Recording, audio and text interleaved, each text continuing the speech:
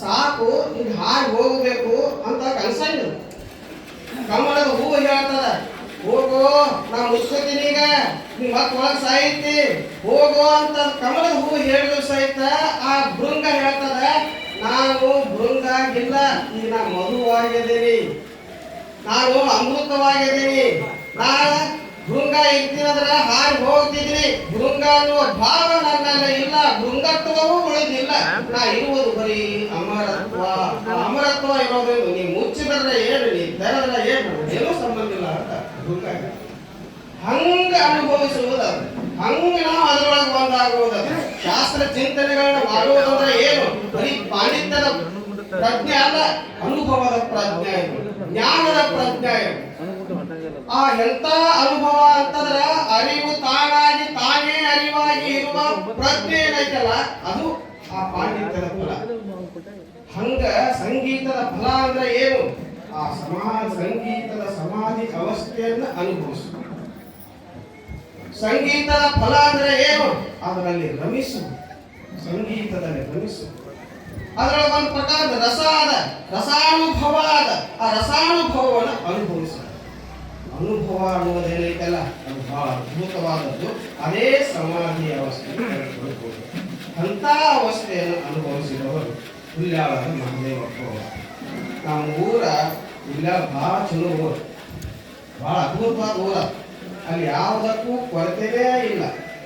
ಅಲ್ಲಿ ನಿರಂತರ ಸತ್ಸಂಗ ನಡೀತಾವ, ಆ ಊರೊಳಗೆ ನಿರಂತರವಾದ ಚಿಂತನೆಗಳು ನಡೀತಾವ, ನಿರಂತರವಾಗಿ ಸಂಗೀತ ಕಾರ್ಯಕ್ರಮಗಳು ನಡೀತಾವ, ಎಲ್ಲವೂ ಆ ಊರಿಗೆ ಸದಾ ನಡೀತದೆ. ಆದ್ರೆ ಒಂದೇನು ವಿಶೇಷತೆ ಅಂತಂದ್ರೆ ಆ ಊರಾಗಿದ್ದು ದೊಡ್ಡವ್ರು ಯಾರು ಆಗಂಗಿಲ್ಲ, ಊರು ಬಿಟ್ಟಂದ್ರೆ ದೊಡ್ಡವ್ರ. ನಾ ಎಷ್ಟು ನೋಡೇನೆ ಆ ಊರಾಗ ಅಂತಂದ್ರೆ ಆ ಊರು ಬಿಟ್ಟು ಯಾರು ಹೋಗ್ಯಾರ, ದೊಡ್ಡ ಆಫೀಸರ್ಗಳಾಗ. ಆ ಊರು ಬಿಟ್ಟು ಹೊರಗೆ ಹೋಗ್ಯಾರ, ಬಡ್ಸಿ ಮಾದೇವಪ್ಪ ಅಲ್ಲಿರುವಾಗ ಯಾರು ಬಡ್ಸಿ ಅವರು ಅಲ್ಲಿ ಬನಿ ಅದ, ಅವ್ರ ಹೊಲ ಇತ್ತು, ಅವ್ರ ಮಕ್ಕಳು, ಅವ್ರ ಅಂತಂದ್ರು, ಅಕ್ಕ ತಂಗಿಯರು, ದೊಡ್ಡ ಕುಟುಂಬ. ಇನ್ನೂ ಆದ್ರೆ ಅವ್ರ ಅಂತಂದ್ರ ಕೂಡದ. ಆದ್ರೆ ನಿಲ್ದಾಗ ಯಾರು ಪರಿಚಯ ಇದ್ರು, ಯಾವಾಗ ಊರು ಬಿಟ್ಟರು ಪ್ರಸಿದ್ಧ. ಆ ಊರು ಕೆಲವರು ಕರೆ ಬರ ಇರ್ತದೆ. ಆ ಊರು ಇನ್ನೊಬ್ಬ ಮಣ್ಣು ಹುಡುಗ ಅವನು ಊರು ಬಿಟ್ಟು ಅವನು ಸಂಗೀತಗಾರ ಪ್ರಚಾರ. ಹಿಂಗ ಒಂದೊಂದು ಊರದೊಳಗೆ ಇರ್ತದೆ. ಆದ್ರೆ ಆ ಊರ ವಿಶೇಷತೆ ಅಂದ್ರೆ ಅವು ಎಲ್ಲಿ ಬೇಕಾದಲ್ಲಿ ಹೋಗಲಿ ಆ ಊರಿನ ಹೆಸರು ತಗೊಂಡ ಹೋಗ್ತಾರೆ. ಅದೊಂದು ಆ ಊರದ ವಿಶೇಷತೆ. ಯಾವಾಗ ಮಾದೇವಪ್ಪ ಅಂದ್ರೆ ಯಾರಿಗೆ ಗೊತ್ತಾಗಿಲ್ಲ, ಹುಲ್ಯಾಳದ ಮಾದೇವಪ್ಪ ಅಂದ್ರೆ ಗೊತ್ತಾಗ. ಹಂಗೆ ಆ ಊರು ಒಂದು ವಿಶೇಷವಾದಂತ ಊರು. ಆ ಒಳ್ಳೆಯ ಸಂಸ್ಕಾರವಂತ ಮೈದಾನ ಅವ್ರಿಗೆ ವಿಶೇಷತೆ ಒಂದು ಏನು ಹೇಳೋದು ಅಂತಂದ್ರೆ 1970 ಮತ್ತು 1953 ಆ ಊರೊಳಗ ಮಲ್ಲಿಕಾರ್ಜುನ ಮಹಾಶಿವಯೋಗಿಗಳು ಪ್ರವಚನ ಮಾಡಿದ್ರು. ಅದ್ರೊಳಗೆ 1973 ಪ್ರವಚನ ಮಾಡಿದ್ರು. ಅವಾಗ ಮಾದೇವಪ್ಪ ಅವರ ಮನೆಯೊಳಗನೇ ಇದ್ದು ಅಲ್ಲೇ ಇದ್ದ ಪ್ರವಚನವನ್ನ 3 ತಿಂಗಳವರೆಗೆ ಮಲ್ಲಿಕಾರ್ಜುನ ಮಹಾಶಿವಯೋಗಿಗಳು ಮಾಡಿದ್ರು. ಯಾರು ಮಲ್ಲಿಕಾರ್ಜುನ ಶಿವಯೋಗಿಗಳನ್ನ ಸಿದ್ದೇಶ್ವರಪ್ಪನವರ ಗುರುಗಳು ಅವ್ರ ಮನೆಯೊಳಗೆ ನಿಂತು ಪ್ರವಚನವನ್ನ ಮಾಡಿದ್ರು. ಅದೆಲ್ಲದರ ಫಲ ಅವ್ರ ಪ್ರಯತ್ನ ಬಹಳ ಅದ್ಭುತವಾದಂತ ಪ್ರಯತ್ನ. ಆ ಪ್ರಯತ್ನದ ಫಲ ಅವರಿಗೆ ಸಿಕ್ತು. ಯಾವುದ್ರೊಳಗೆ ಈ ಮೂರ್ತಿ ಪೂಜೆ ಮಾಡೋದು ಇದ್ರೊಳಗಲ್ಲ, ಅವ್ರಿಗೆ ಸಿಕ್ಕಿದ್ದು ಆ ಪರಮಾನಂದ, ಸಂಗೀತದ ಪರಮಾನಂದ. ಆ ಆನಂದ ಒಳಗನ ಅವ್ರು ಅದಾರ, ಅಲ್ಲೇ ಇರ್ತಾರೆ. ಈ ಸಂಗೀತಗಾರರಿಗೆ ಅವರೇ ಭವಿಷ್ಯ. ಅವ್ರು ಹೆಂಗಿರ್ತಾರೆ ಅಂತಂದ್ರೆ ನನಗೆ ಒಂದು ಅನಿಸ್ತದ, ಯಾರು ಅದ್ರೊಳಗೆ ಯಾವುದ್ರೊಳಗೆ ಒಂದಾಗ್ತಾರೋ ಅದ್ರೊಳಗೆ ಪರಿಪೂರ್ಣವಾಗಿರ್ತಾರೆ. ಅವರು ಆ ವಿಭಾಗದವ್ರು ಯಾರ್ಯಾರು ಇದಾರ ಅವ್ರನ್ನೆಲ್ಲರೂ ಅವರೇ ಕಲಿಸ್ತಾರೆ, ಅವರೇ ಮುಂದೆ ಕುಣಿಸ್ತಾರೆ, ಅವರೇ ಹಾಡು ಕಲಿಸ್ತಾರೆ. ಈಗೆಲ್ಲ ಸಂಗೀತಗಾರರು ಹೊರಗೆ ಕುಂತಾರ, ಒಳಗೆಲ್ಲ ನಾವು ಕುಂತೇರಲ್ಲ. ನೀವೆಲ್ಲ ಅದ್ಭುತ ಸಂಗೀತಗಾರರು. ಅವ್ರು ಇಲ್ಲ ಅಂತಿಲ್ಲ. ನೀವೇನು ಹಾಡ್ತಿರಲ್ಲ, ಏನ್ ಪದ್ಯಗಳು ಹಾಡ್ತಿರಲ್ಲ, ಹಾಡಿನೊಳಗೆ ಮಾದೇವಪ್ಪ ಇರ್ತಾರೆ. ಏನ್ ತಬಲಾ ಭಾಷಿರ್ತಾರಲ್ಲ ಅದ್ರೊಳಗೆ ಮಾದೇವಪ್ಪ ಇರ್ತಾರೆ.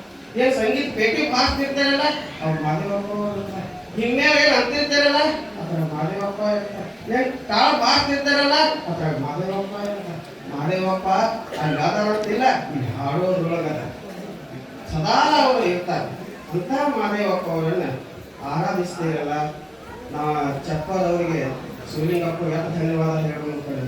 ಯಾಕಂದ್ರೆ ಅವರು ಅಲ್ಲಿಂದ ಅವ್ರನ್ನ ಕರ್ಕೊಂಡು ಬಂದು ನಮ್ಮನೇಲೇ ಸಮಾಧಿ ಆಗ್ಬೇಕಂತ ಮಾಡಿ ಅಷ್ಟು ಗೌರವದಿಂದ ಈಗ ಒಂದು ತಿಂಗಳಾಗಿರ್ಬೇಕು ಅವರು ಮನೆ ಕೆಲಸನ ಮಾಡಿಲ್ಲ.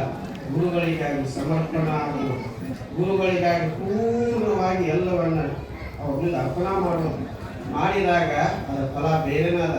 ಅದು ದುಡ್ಡದ ರೂಪದೊಳಗೆ ಅಂತಲ್ಲ, ಅದು ಆ ವಸ್ತುವಿನ ರೂಪದೊಳಗಲ್ಲ, ಅದು ಆನಂದದ ರೂಪದೊಳಗೆ, ಅದು ಪುಣ್ಯದ ರೂಪದೊಳಗೆ ಅದು ಅವ್ರಿಗೆ ಸಿಗ್ತದೆ.